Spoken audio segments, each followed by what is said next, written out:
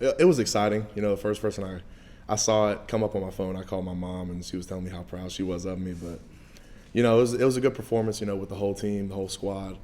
Like I said earlier in the year, even if I didn't win it, it's a group award. It's about everybody else, and everybody had a good game, so everybody shines.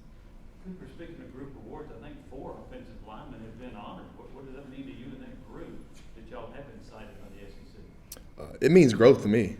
I think we've found a way, play a little bit cohesive as a group, all 5, and we've all taken a step forward, and I think a lot of it, falls on Coach Ellerby. He pumps, life into us every day and makes sure, he harps on the details, and I think the fruits of that are being seen this year. So your dad played here, your older brother played here, you're from Knoxville. What does it mean for you to be a part of this turnaround in Tennessee? It means everything. I came here off of a season where we won, I think, like 7 of 8. So I thought we were going in the right direction. And then the next year didn't really work out how we wanted to. We didn't get as much wins. It didn't really feel great. So to kind of see how many steps we've taken since I first got here in 2020 during COVID year, it's really special for sure. Patrick, this might be a dumb question, but when you guys get those weekly awards, is there like an actual award, or is there just recognition? Maybe at the end of the year. I don't really know if there's like a plaque or anything. I got a tweet if that counts, but that's about it. You were I guess the 4th of the, you guys have been rotating left tackle. The other 4 stars have been pretty standard. You were the one that hadn't won it yet. Were your other teammates, Fontes, Darnell, or Jerome, giving you any? When are you gonna get yours or anything like that? No, nobody says anything like that. They're just happy when we win. That's it. Adam?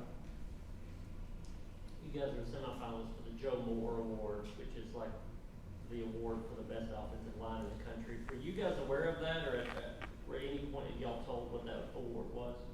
We're very aware.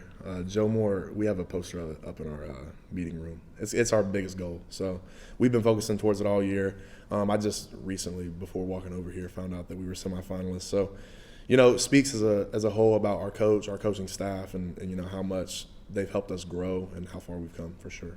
How much has that been discussed? Like, tell me how you guys mentioned it before you said you had a poster up. As far as like getting that as one of our goals. The award and that as a goal.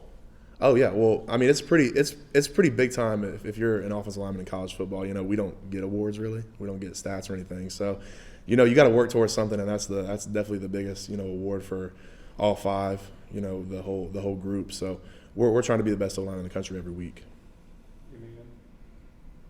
A couple of things. How has Glenn Ellerby helped this offensive line? Consistency, I would say, is the biggest thing. You know exactly what you're going to get out of Coach Ellerby, and he cares for you as a person, all the way throughout life. It's not just football. He cares about your whole person, and just seeing him come in with a consistent energy every day, and where it's coming from, a place of positivity and trying to help you grow.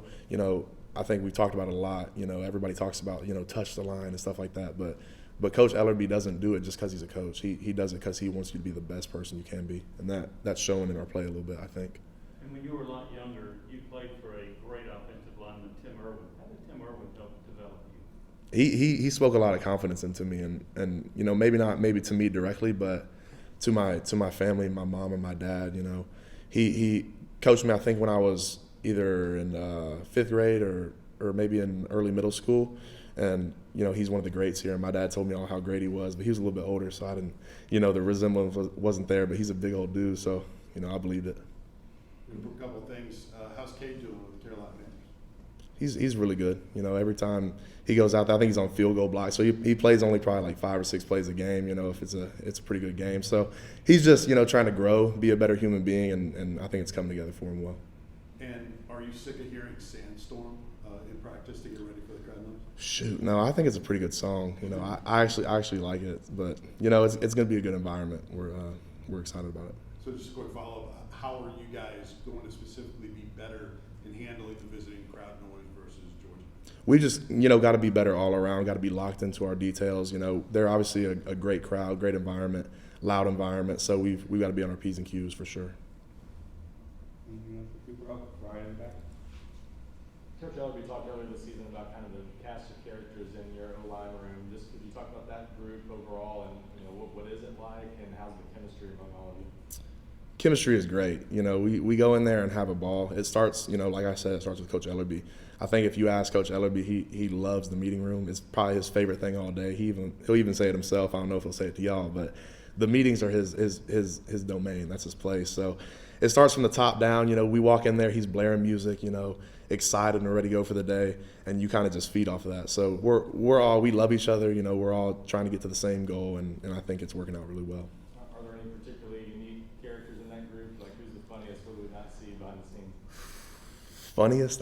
Y'all have to ask everybody else. I don't know. I think all of us, all five of us, or six, or whoever all's been playing, you know, we're all pretty different guys. I don't know exactly how you would grade it out, but I think I'm pretty high up there on the funniness category. Cooper, I know there's more involved than just the offensive line, but him and Hooker, he's been sacked 6 times at Georgia, 4 times against Missouri.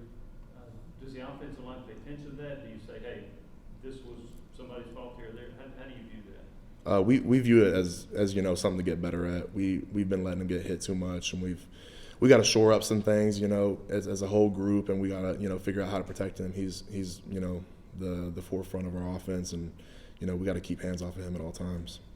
We do 2 more with Patrick. Cooper, a lot of people talk about how you have to be sort of the tempo setter on the offense. I guess you can be the first one to line up on the ball. What do you remember about that being pitched to you as the center when the staff first got here? And is that something you just had to do, kind of develop and practice a mindset of being the first one down the field and getting on the ball and everybody else not behind you? It takes development. It didn't take me too long to catch on, but you know, I'm just a guy that kind of all of my career, you know, a lot of people have probably said I'm like too small or whatever. So I've kind of just had to adapt and just find a way to win. So whatever a coach has ever told me, I kind of just take it and run with it. So if I'm playing, you know, like my freshman year here, I played tight end, you know, new thing, coming in with a new offense, it didn't really matter. I just trying to tackle it head on and do it the best I can. Was it different? Obviously, you being an offensive lineman, being told you need to run, you know, downfield as fast as you can and get lined up that fast. Oh, it's definitely different. I mean, it's not probably crazy different, but as you can see by the way we operate, it's probably unlike any other country or any team in the country. Anything else? Eric, last question with you. Cooper, tell me if I'm wrong here. I think your first start was against Florida in 2020. Where have you gotten better since then to now? I'd say overall knowledge and, you know, growth just within the scheme and everything, just really growth in all aspects of football. You know, I think I kind of know a lot what's coming now. I think I went out there and just the only thing really on my mind when I went out there the first time, it was my first time playing center. Like I think I was out for all the, you know, preseason in fall camp for all the scrimmages. I ended up being out for all those scrimmages. So it was my first time really going out there and playing center in a football game, and it was against Florida, and they were like top 10, top 5, something. So I was kind of just focused on going out there and playing hard, but I think I've grown a lot in consistency and just overall knowledge of the game. Thanks, Cooper. Appreciate it.